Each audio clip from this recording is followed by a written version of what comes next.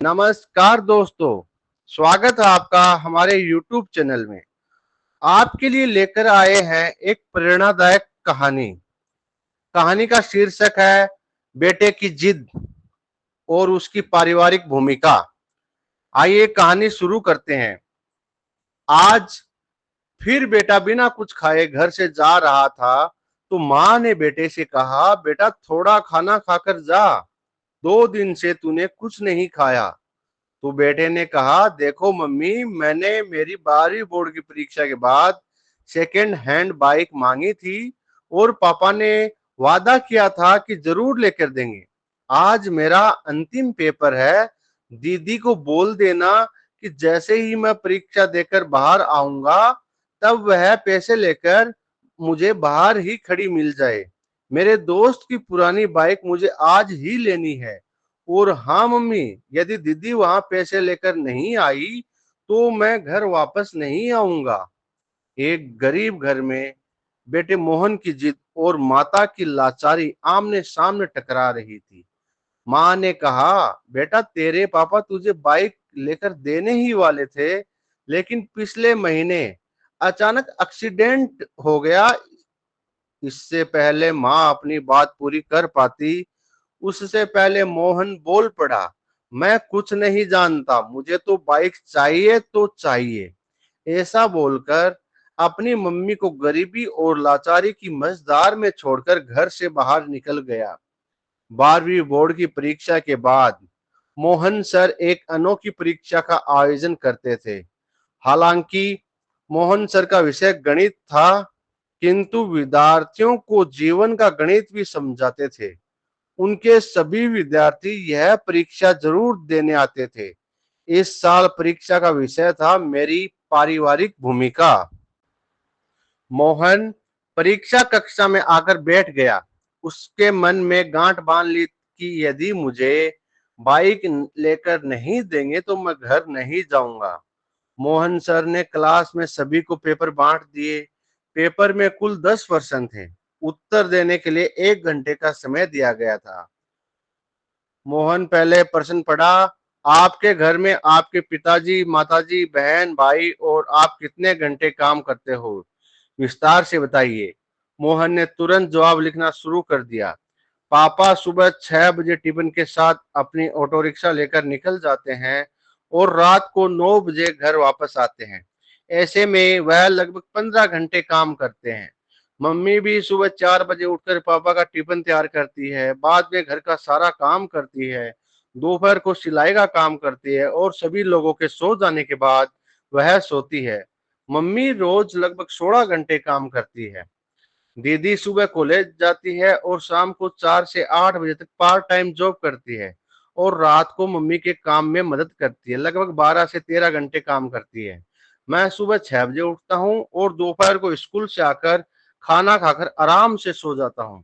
शाम को अपने दोस्तों के साथ खेलता हूँ, रात को 11 बजे तक पढ़ता हूँ, तो लगभग 10 घंटे तक मैं व्यस्त रहता हूँ। पहले सवाल के जवाब के बाद मोहन ने दूसरा प्रश्न पढ़ा, आपके घर की मासिक कुल आमदनी कितने रुपए है?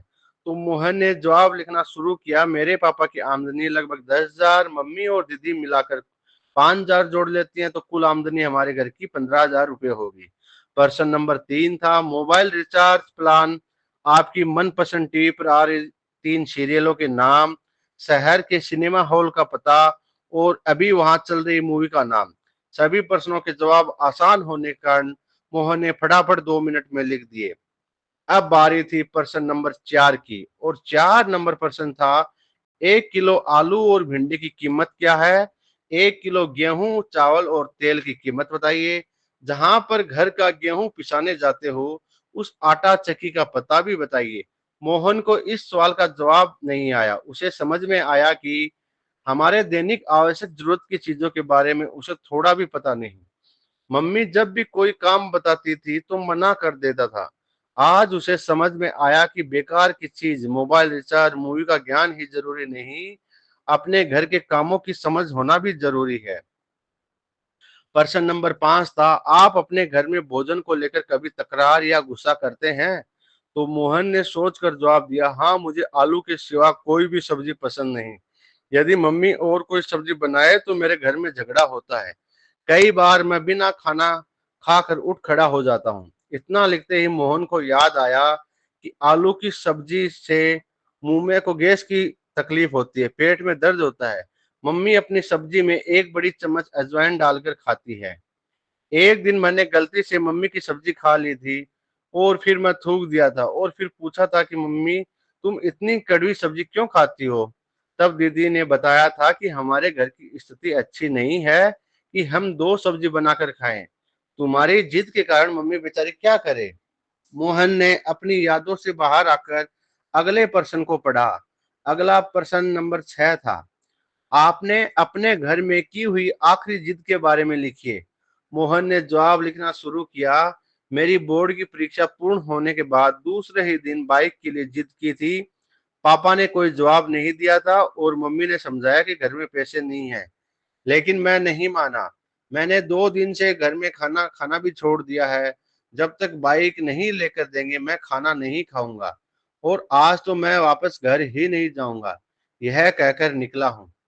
अब बारी थी प्रश्न नंबर 7 की और प्रश्न था, आपको अपने घर में मिल रही पॉकेट मनी का आप क्या करते हैं? आपके भाई बहन अपनी पॉकेट मनी कैसे खर्च करते हैं? तो मोहन ने जवाब लिखना शुरू किया। हर महीने पापा मुझे 100 रुपए देते हैं, उनमें से मैं मनपसंद परफ्यूम और चश्मा लेता हूँ। अपने दोस्तों के साथ छोटी मोटी पार्टियों में खर्च करता हूँ। मेरी दीदी को भी पापा 100 रुपए देते हैं। वह खुद भी कमाती है और पगार के पैसे से मम्मी को आर्थिक मदद भी करती है। हाँ, उसके दिए गए पॉकेट मनी को वह गुल्क में डालकर बचत करती है। उसके किसी प्रकार के कोई शौक नहीं, क्योंकि वह कंजूस भी है। इसके बाद प्रश्न था 8।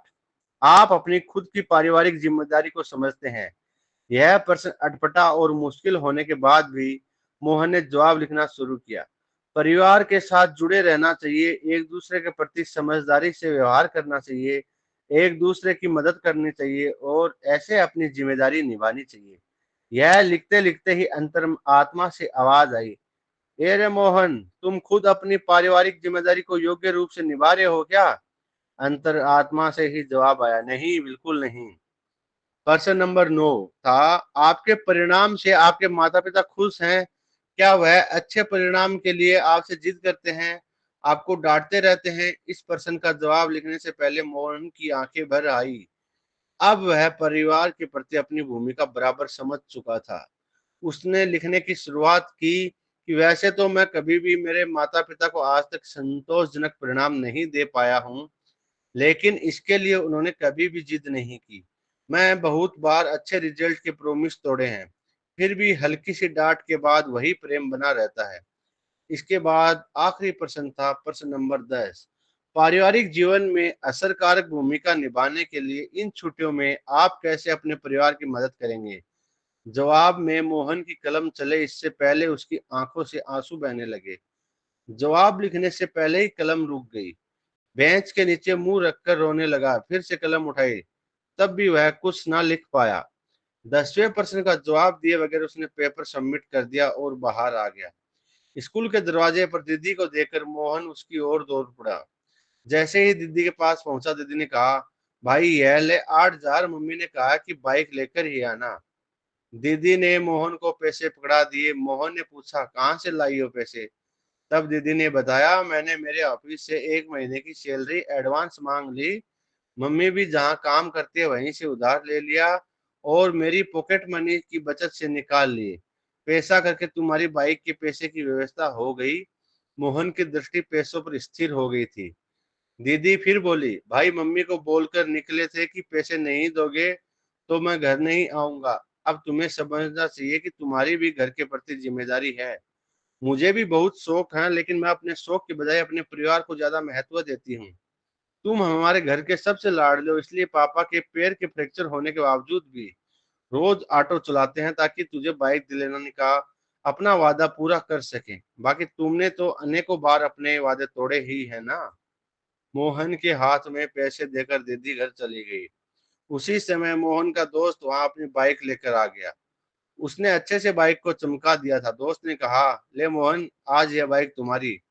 सब 12,000 रुपए में मांग रहे थे, मगर यह ली 8,000 में। मोहन बाइक की ओर एकटक देख रहा था।